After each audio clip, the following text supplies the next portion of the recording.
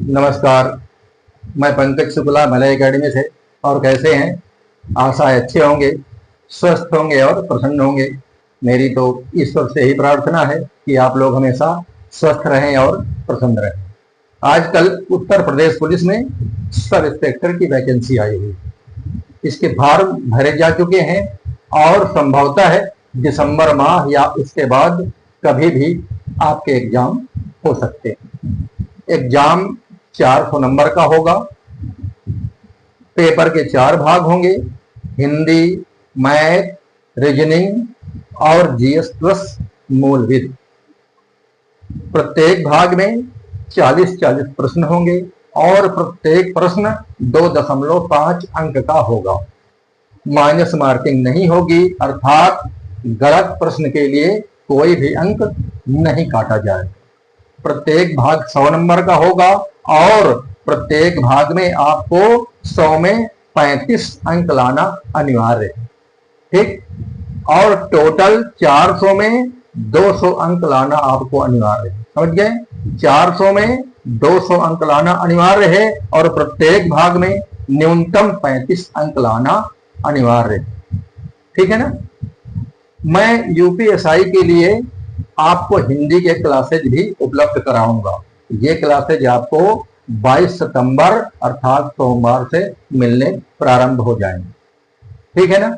मैं यूपीएसआई के लिए जो महत्वपूर्ण और अति महत्वपूर्ण प्रश्न है उनके बारे में भी आपको मैं बताऊंगा। बिना मतलब की कोई चीज नहीं बताऊंगा, जो आपके लिए उपयोगी और आवश्यक है वही चीज बताऊंगा। ठीक है ना? और मेरा वादा है कि आपने अगर मेरे क्लासेस देख लिए तो आपको हिंदी में स्कोर करने से कोई नहीं रोक सकता।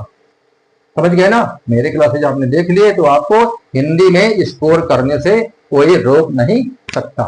ठीक, अब आते हैं कि देखो, सभी विषय के अंक समान, सभी विषयों के अंक समान हैं।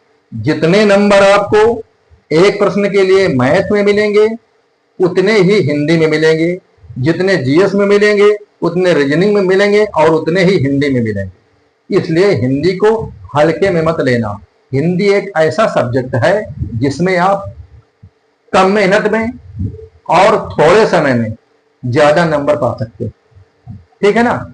हिंदी में आप कम मेहनत करके और थोड़े समय में अपने अंकों को बढ़ा सकते हैं। इसलिए हिंदी को हल्के में बिल्कुल नहीं लेना। आपके स्कोर को हिंदी ही बढ़ाएगी, आपको मेरिट तक यही हिंदी ही पहुंचाएगी। समझ लेना। ठीक, देखो समय कम है और आपको मेहनत लगन से और ईमानदारी से करनी है। समझ गए बात को? मेहनत आपको लगन लगाकर और ईमानदारी से करनी होगी। ईमानदारी का मतलब समझते हो ना? जैसे आप रोज 8 घंटे पढ़ाई करते हो या 6 घंटे पढ़ाई करते हो तो 6 घंटे ही पढ़ाई करना है आपको। उसमें बहाना नहीं करना कि किसी दिन 6 घंटे किया, किसी दिन 4 घंटे किया, किसी दिन 3 घंटे ही किया। अब पता लगा कि मामा के लड़के का एंगेजमेंट है और आप कह रहे हो कि अब भाई मुझको एक दिन पहले से जाना तो पड़ेगा। फूफा जी की हनीमून है, वहां जाना पड़ेगा 2 दिन के लिए। जीजा जी आए उनके साथ घूमने जाना है। अरे मैं ये नहीं कहता आप किसी का रिस्पेक्ट भूल जाओ। कोई आया है उसके पास जाओ, रिस्पेक्ट से उसको जो है लो, उससे नम्रता से बातचीत करो और बोल दो कि मेरे एग्जाम है, मुझे पढ़ाई करनी है। वो खुद कह देगी कि बेटा जाओ पढ़ो जाके। अपने आप के साथ धोखा मत करो। ठीक है ना? अपने आप के साथ धोखा मत करो, नहीं तो पछताओगे। देखो, आपने अगर 3-4 महीने के लिए सुखों को त्याग दिया ना, 3-4 महीने के लिए सुख त्याग दिया तो जीवन भर सुखी रहोगे। अगर 3-4 महीने कम सोए तो जीवन भर चैन की नींद सोओगे। अगर ऐसा नहीं किया ना तो हो सकता है जीवन में चैन की नींद न सो सको। ईमानदारी से पढ़ाई करो। ईमानदारी का मतलब अब पता लगा कि आप किताब लिए बैठे हैं, चैप्टर खोले हुए बालकृष्ण भट्ट का, दिमाग लगा है आलिया भट्ट में, तो कैसे काम चलेगा? न नौकरी मिलेगी और आलिया भट्ट का तो मतलब ही नहीं होता। इसलिए मेहनत ईमानदारी से करिए। ईमानदारी से मेहनत करोगे, लगन लगा के करोगे तो निश्चित रूप से सफल होगे। समझ गए बात? दरोगा भर्ती अभी आई है, फिर इसके बाद पता नहीं कब आएगी कब नहीं आएगी। और विशेषकर उन लोगों के लिए जो ओवर एज हो रहे हैं और जिनको आयु में छूट मिली हुई है, उनके लिए तो समझो कि करो या मरो वाली स्थिति है। आप ये समझ लीजिए कि अभी नहीं तो कभी नहीं। अगर आज आप चूक गए ना तो परेशान होते रहोगे। इसलिए मेरी बात मान लो और मेहनत ईमानदारी से और लगन लगाकर करो, ठीक है ना। अगर आपके पास इच्छा शक्ति होगी तो आपको सफलता से कोई नहीं रोक सकता। आपने प्रण कर लिया कि 4500 में एक सीट मुझे लेनी है, तो आपको सफलता से कोई रोक नहीं सकता है। ये बात समझ लीजिए आप, ठीक है ना। देखिए, आपको जरूरत है सिर्फ किस चीज की? अपने अंदर जुनून जगाने की और हौसला बनाए रखने की। अगर आपके अंदर जुनून है और आपके अंदर हौसला है कि मुझे एक सीट लेनी है, तो आपको एक सीट मिलेगी। बस मेहनत में लग जाओ। मंजिलें उनको मिलती हैं जिनके सपनों में जान होती है। पंखों से कुछ नहीं होता, हौसलों से उड़ान होती। तो लग जाइए मेहनत में, ले एक सीट लीजिए कि मुझे एक सीट लेनी है, ठीक है ना। और श्रीमान जी, अगर आप शादीशुदा हैं या शादीशुदा होने वाले हैं तो आपकी जिम्मेदारी और बढ़ जाती है। अपने लिए, अपने लाइफ पार्टनर के लिए आपको मेहनत करनी ही होगी, निश्चित रूप से करनी होगी। ये समझ लो, नहीं तो समस्या आगे आने वाली है। ठीक, अगर समय रहते आपने अपने जीवन का फैसला नहीं किया ना, तो समय बीत जाने के बाद यही समय आपके जीवन का फैसला स्वयं कर देगा और आप उस समय बहुत लाचार और परेशान अवस्था में होंगे, ठीक है ना। आपको फिर ये महसूस होगा कि जैसे ये दुनिया बबूल का पेड़ है और आप केले का पेड़ हो। बबूल का पेड़ जानते हो ना, केले के पेड़ उसके पास जब होता है तो बबूल का पेड़ जब हवा में झूमता है, इधर उधर हिलता डुलता है, तो केले के पत्ते में उसके कांटे चुभ जाते हैं और उसको फाड़ देते हैं, ठीक है ना। तो आप बहुत उस समय लाचार महसूस करोगे।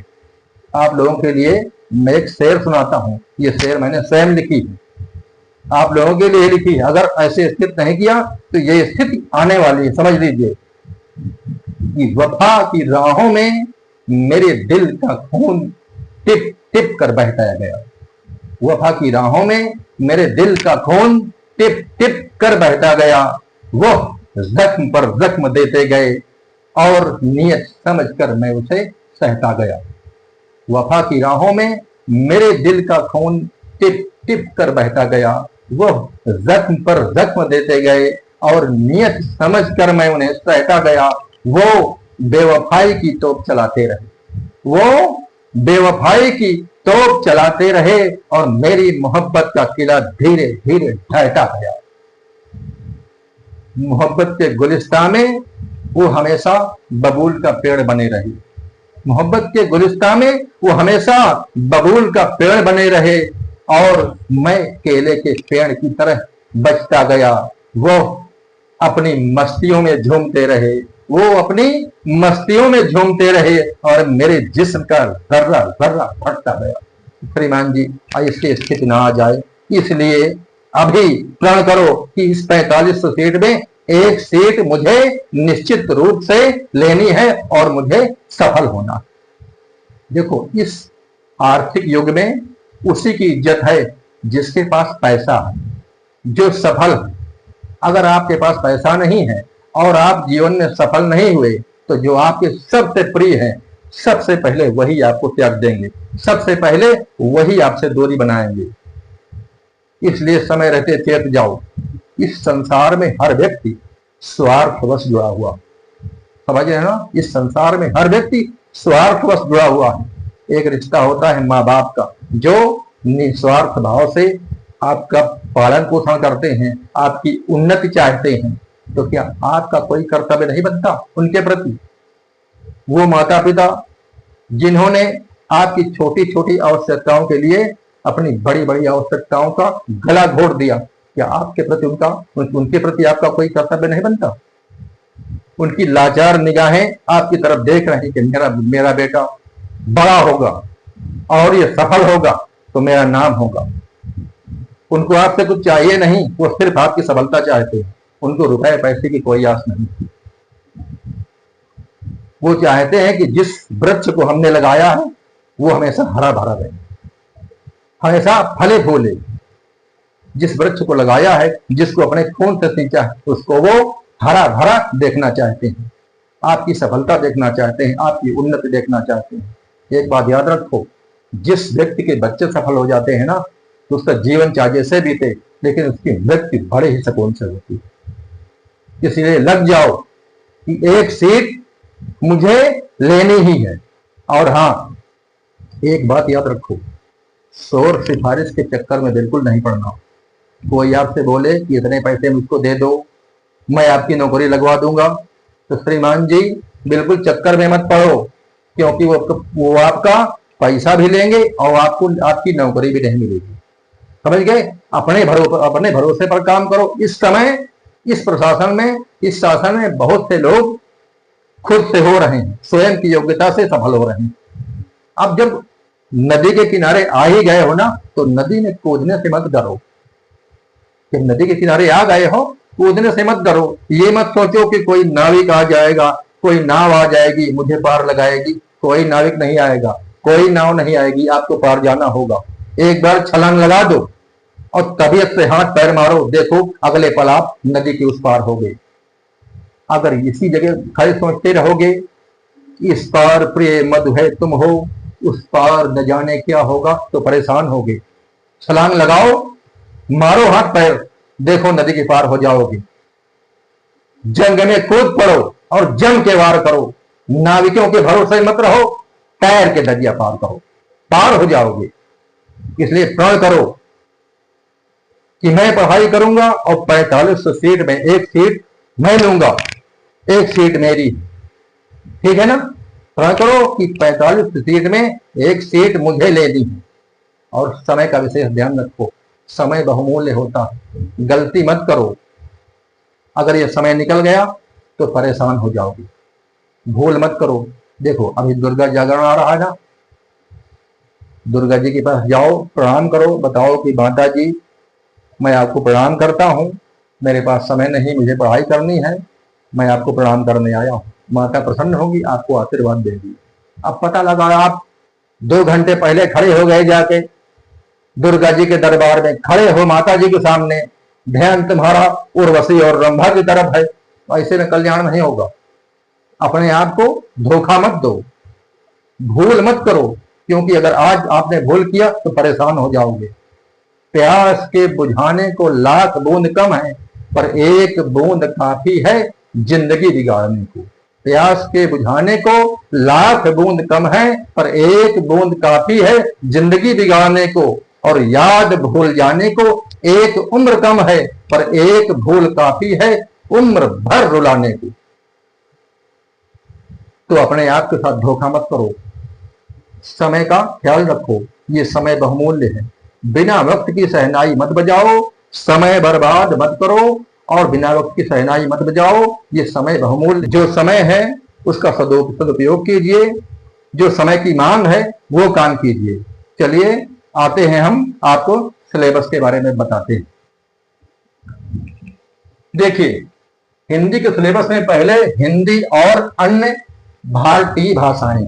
ठीक, हिंदी में पूछा जा सकता है कि हिंदी की व्युत्पत्ति कहां से हुई, हिंदी के क्षेत्र कौन कौन से हैं, और हिंदी की लिपि क्या है, संविधान में हिंदी की स्थिति क्या है, इसके बारे में पूछा जा सकता है। अन्य भारतीय भाषाएं हैं, इनका क्षेत्र क्या है, कौन सी भाषा कहाँ बोली जाती है, लिपि क्या है, इसके बारे में पूछा जा सकता है। ठीक, अब आते हैं हिंदी वर्णमाला। तो हिंदी वर्णमाला में स्वर कितने हैं, व्यंजन कितने हैं, पूरे वर्ण कितने हैं, घोष कौन से हैं, अघोष कौन से हैं, अल्प प्राण कौन है, महाप्राण कौन है, इनके बारे में पूछा जा सकता है। मैं जब पढ़ाऊंगा तो इनके बारे में आपको विस्तार से बताऊंगा। इसके बाद आते हैं हिंदी व्याकरण। हिंदी व्याकरण पूरा पूछा जाएगा, संज्ञा, सर्वनाम, विशेषण, क्रिया, क्रिया विशेषण, और जितना भी व्याकरण है वो पूछा जा सकता है और वो पूछा जाएगा। ठीक, अब आते हैं पर्यायवाची। तो आपसे पर्यायवाची शब्द भी पूछे जा सकते हैं पेपर में। ठीक, कि किसका कौन सा पर्यायवाची है। अब आते हैं विलोम शब्द। तो विलोम शब्द भी आपसे पूछे जा सकते हैं परीक्षा में। इनके लिए मैं आपको इंपॉर्टेंट विलोम शब्द या पर्यायवाची बताऊंगा और पीडीएफ भी उपलब्ध कराऊंगा आपके लिए। इसके बाद एकार्थी शब्द। एकार्थी शब्द भी आपसे पूछे जाएंगे। इनका भी मैं आपको जो है पीडीएफ उपलब्ध कराऊंगा और जो भी महत्वपूर्ण उनके बारे में बताऊंगा। अपठित बोध। अपठित बोध में आपको गद्य या पद्य का पैराग्राफ गद्यांश या पद्यांश दिया जा सकता है, पूछा जा सकता है, उससे प्रश्न पूछे जा सकते हैं, उसका शीर्षक पूछा जा सकता है। अपठित बोध में ये सारी चीजें आपसे पूछी जा सकती हैं। तत्सम और तद्भव। तत्सम और तद्भव शब्द भी पूछे जाएंगे।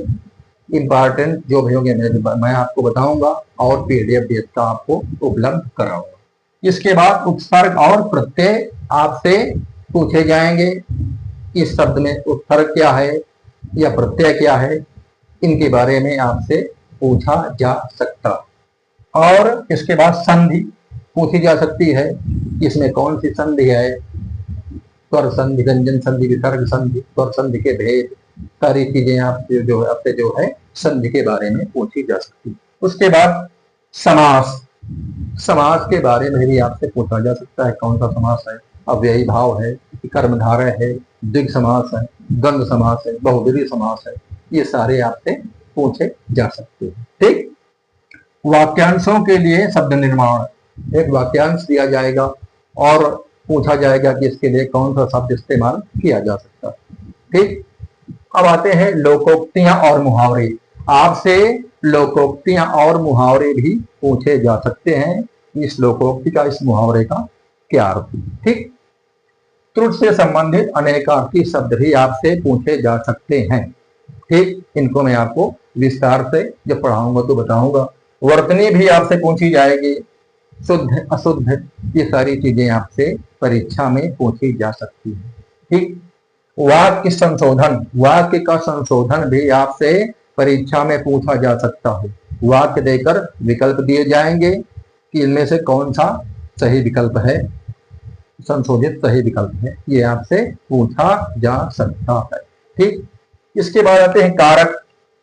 कारक भी परीक्षा में आपसे पूछे जा सकते हैं। कर्ता, कर्म, करण आदि सभी कारक हैं, इनके बारे में आपसे पूछा जा सकता है। इसके बाद आते हैं लिंग। लिंग भी पूछा जा सकता है। स्त्रीलिंग, पुल्लिंग, इसमें स्त्रीलिंग क्या है, कौन है, पुल्लिंग कौन है, इसके बारे में, या ये शब्द स्त्रीलिंग है या पुल्लिंग है, इसके बारे में आपसे पूछा जा सकता है। ठीक। इसके बाद आते हैं वचन। वचन में एक वचन, बहुवचन, दो हिंदी में होते हैं। पूछा जा सकता है कि इस शब्द का बहुवचन क्या है या इसका एक वचन क्या होगा, ये शब्द एक वचन है या बहुवचन है, इसके बारे में आपसे पूछा जा सकता है। ठीक। इसके बाद आते हैं रस। रस आपसे पूछे जा सकते हैं कि इसमें प्रस्तुत पंक्तियों में कौन सा रस है। ठीक। उदाहरण के बाद पूछा जाएगा इसमें कौन सा रस है। और भी कई प्रश्न रस से बन सकते हैं आपके लिए। इसके बाद आते हैं छंद।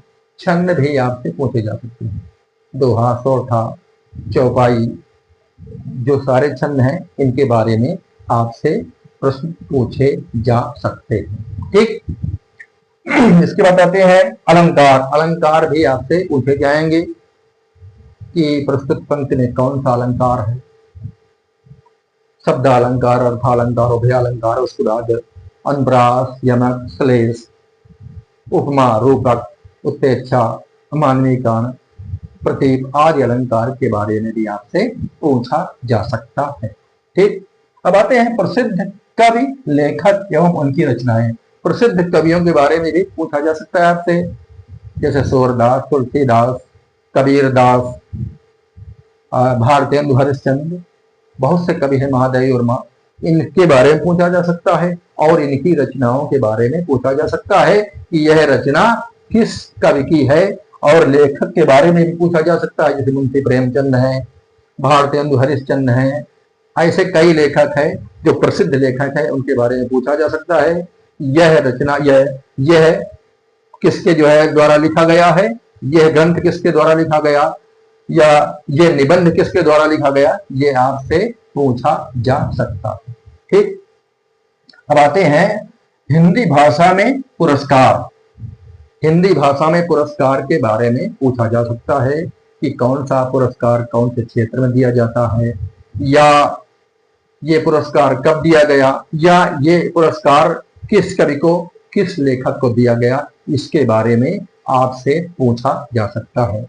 मैं सोमवार 22 सितंबर से अपने क्लासेज प्रारंभ कर रहा हूं।